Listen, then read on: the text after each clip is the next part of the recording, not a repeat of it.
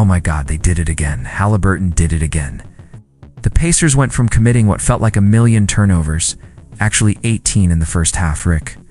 Carlisle made the brilliant decision to go to Obi Toppin late in the game, and Obi just kept draining threes all night long. There were massive defensive plays, at least I'm pretty sure there were. My mind is honestly a blur from all the excitement. First, JDUB was wide open for three and couldn't connect.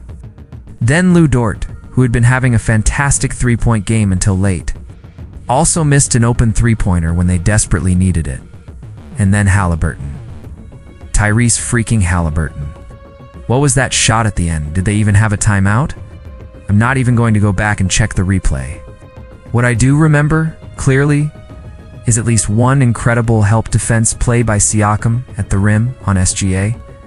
That was a huge momentum shift right there.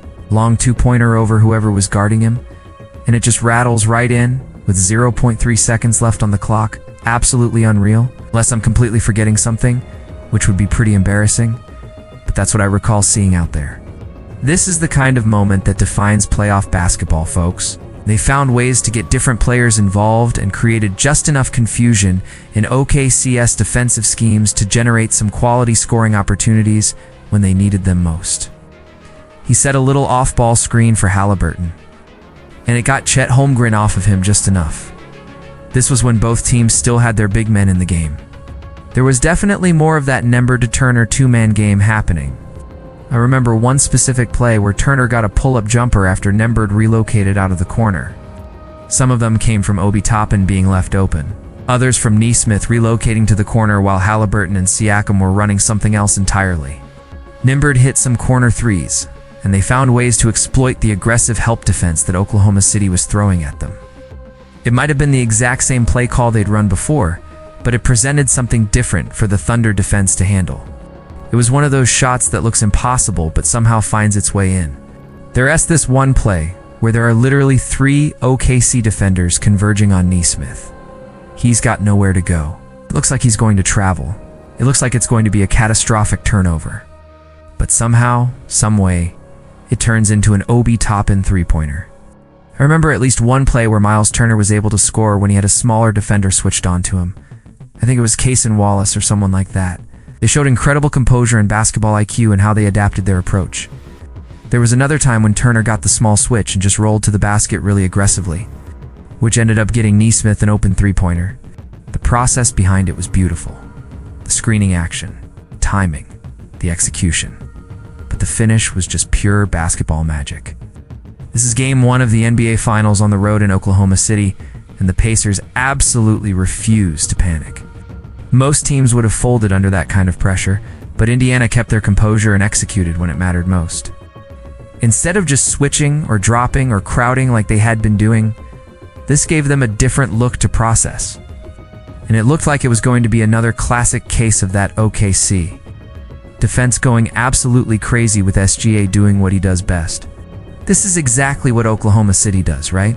They crowd the ball handler, they double team aggressively, are constantly swiping for steals, deflecting passes, blocking shots. They bring heavy help defense. It's their calling card. But somehow, someway, the Pacers are up on nothing in the finals. This is absolutely unbelievable. The last couple of minutes were completely unreal. OKC's late game misses.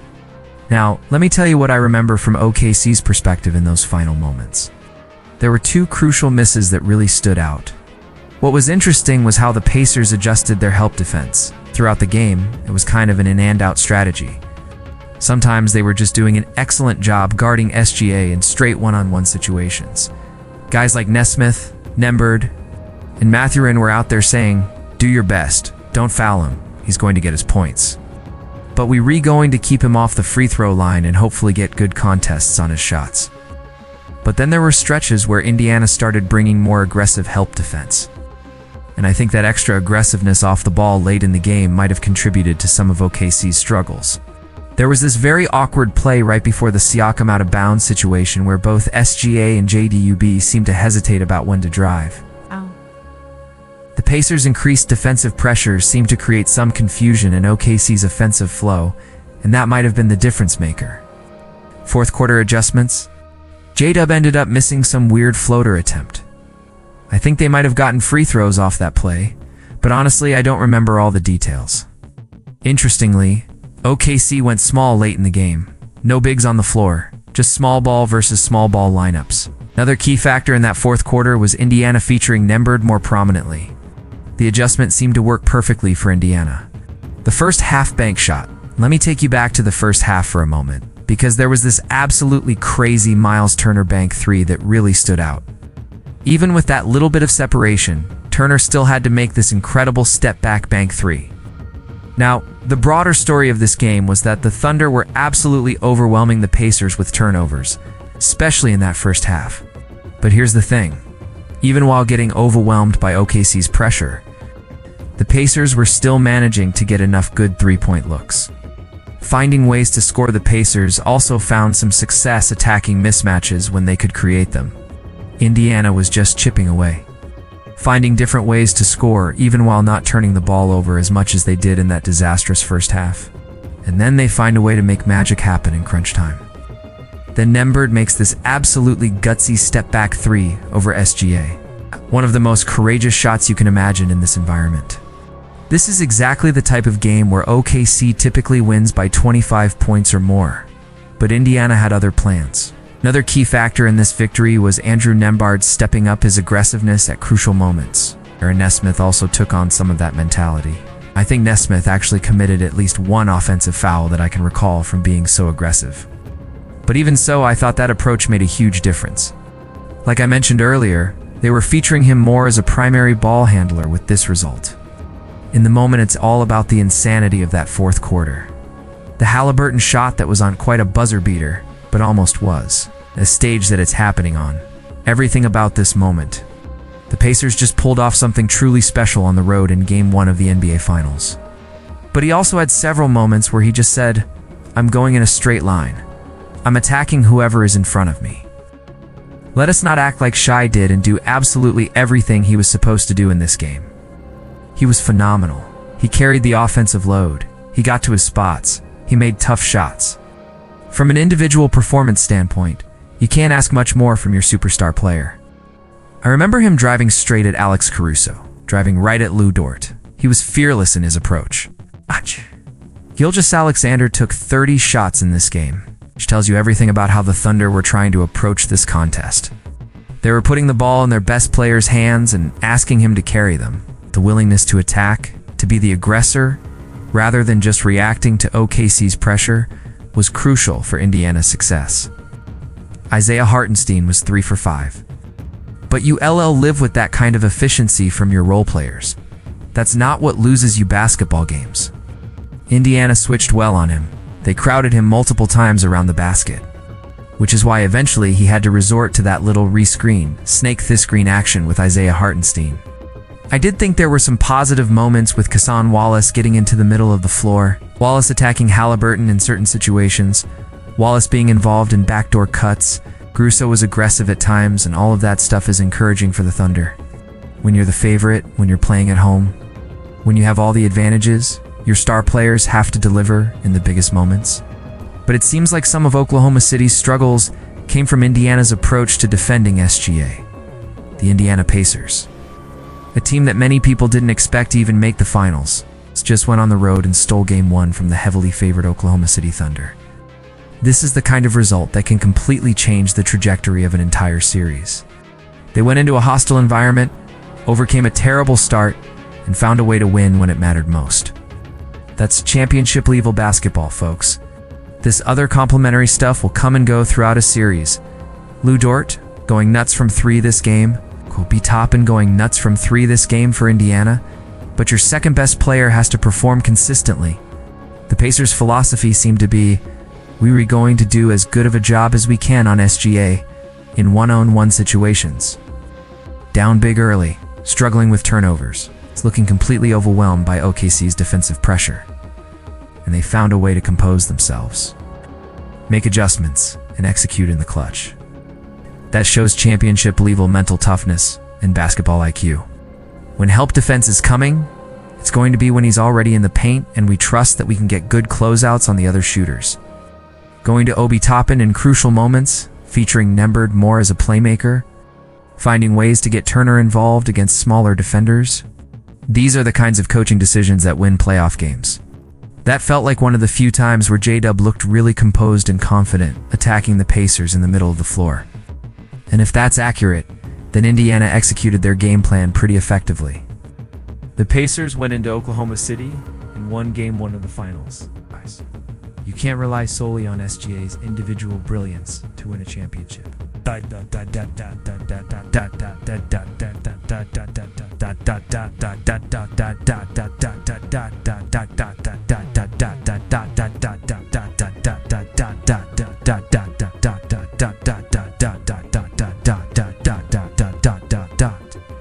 You played as starter on this team. Some of it could have been putting Haliburton in more pick-and-roll actions, and maybe that still results in SGA. It's getting his shots. But it's at least a different action that creates. It's different defensive rotations, and potentially easier looks for other players. They came back from whatever deficit they had. Remember, they turned the ball over 18 times in the first half, but only 6 times in the second half. If they can control the basketball like that, they can clearly win this series. The ball security in the second half was night and day compared to the first half.